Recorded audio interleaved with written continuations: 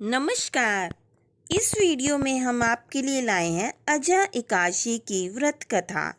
अर्जुन ने कहा, हे भगवान, मैंने सावन शुक्ल एकादशी अर्थात पुत्रदा एकादशी का सविस्तार वर्णन सुना। अब आप कृपा करके मुझे भाद्रपद माह के कृष्ण पक्ष की एकादशी के विषय में भी बतलाइए। इस एकादशी का क्या नाम है तथा इसके व्रत का क्या विधान है? इसका व्रत करने से किस फल की प्राप्ति होती है?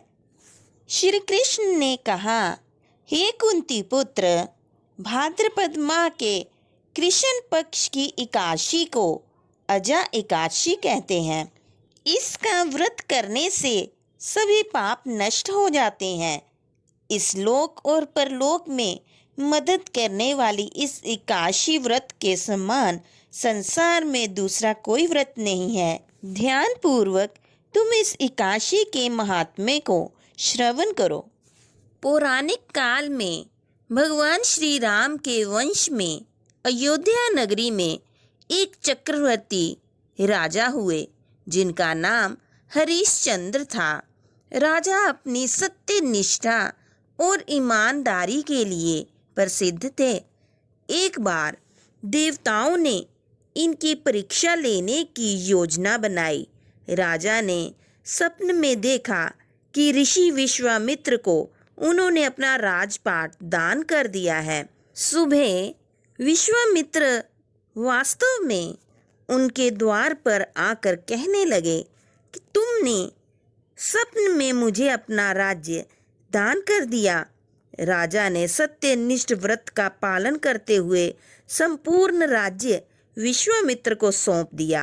दान के लिए दक्षिणा चुकाने हेतु राजा हरिश्चंद्र को पूर्व जन्म के कर्म फल के कारण पत्नी, बेटा एवं खुद को बेचना पड़ा।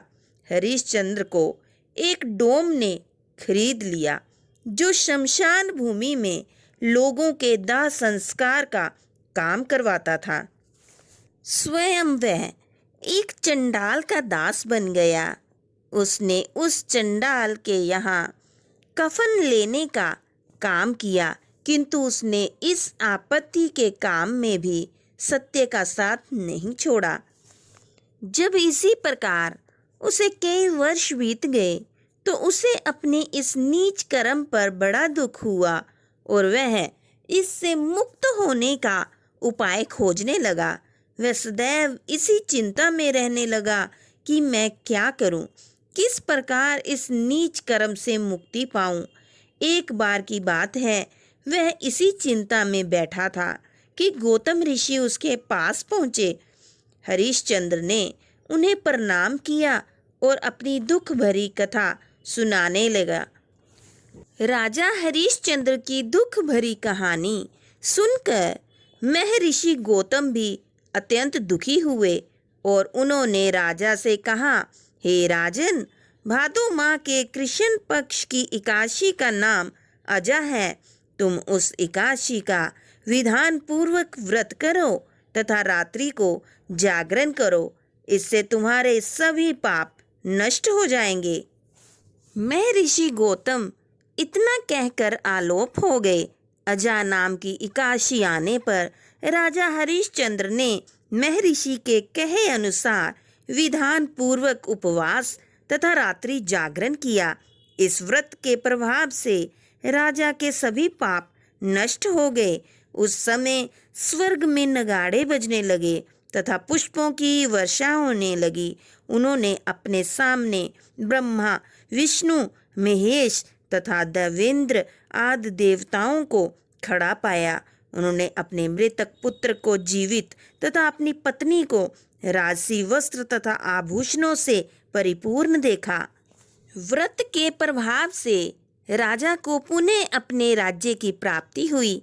वास्तव में एक ऋषि ने राजा की परीक्षा लेने के लिए यह सब कौतुक किया था, परंतु अजा एकादशी के व्रत के प्रभाव से ऋषि द्वारा रची गई सारी माया समाप्त हो गई और अंत समय में हरिश्चंद्र अपने परिवार सहित स्वर्गलोक को गया। हे राजन, यह सब अजा एकादशी के व्रत का प्रभाव था।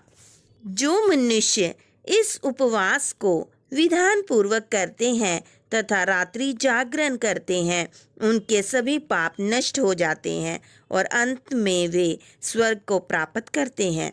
इस एकादशी व्रत की कथा के श्रवण मात्र से ही अश्वमेव यज्ञ के फल की प्राप्ति हो जाती है। जय श्री हरि। वीडियो पसंद आया हो तो लाइक करें और एकादशी व्रत रखने वाले अपने दोस्तों के साथ शेयर करें और चैनल को सब्सक्राइब करना ना भूलें। जय श्री हरि।